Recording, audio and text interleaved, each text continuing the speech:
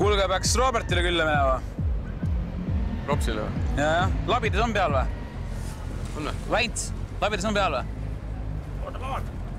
Kuule. Hei, Mann, kuule, ilusti tüdruk, tule siia. Mu nimi on Pille. Pille. No Pille ka ilus nimi, jah? Tule. Elad siin või? Või mis sa oled külas kellega? Elan jah, koos ema ja isaga. Ja Rokki on ka. Rokki. Kas see Rokki on mingi kuri vanaema või? Ei ole, Rokki on minu merisiga. Mis siis õhtul teed? Õhtul pakin asju. Pakid? Kus siis minek on? Tenerifele, perega puhkama. Rokki jääb koju. Aga vanaema käib teda toitmas. Kaua aega oled siis? 2 nädalat. 2 nädalat. Ja. Sul midagi seal majas ka on muidu või? No, isa mündikogu on. See on kallim kui ta auto. Teil mingit, ma ei tea, läpakat on või? No, mul on MacBook. Vanaema kinkis sünnipäevaks. See on 2. korrusel minu toas. See punane seal on see pulliga? See on mingi signalisatsiooni asi. Ma ei tea, isa pani selle.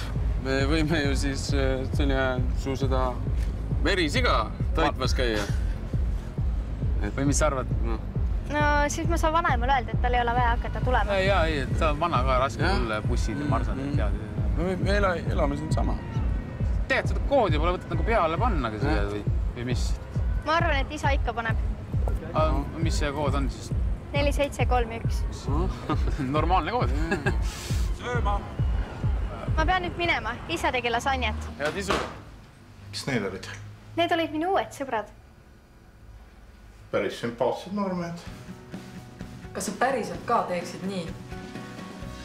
Reaalses elus sa ju ei jaga võõrastele informatsiooni oma elu ja tegemiste kohta. Miks peaksid sa tegema seda internetis?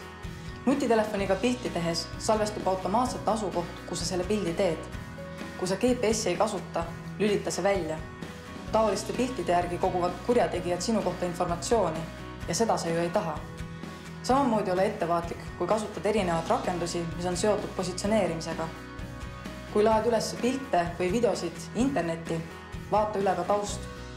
Kui taustal on kodus olevad asjad ja kodu ümbrus, siis võimalusel eemalda need. Kõik see, mida sa teed virtuaalmaailmas, mõjutab sinu elu ka pärismaailmas.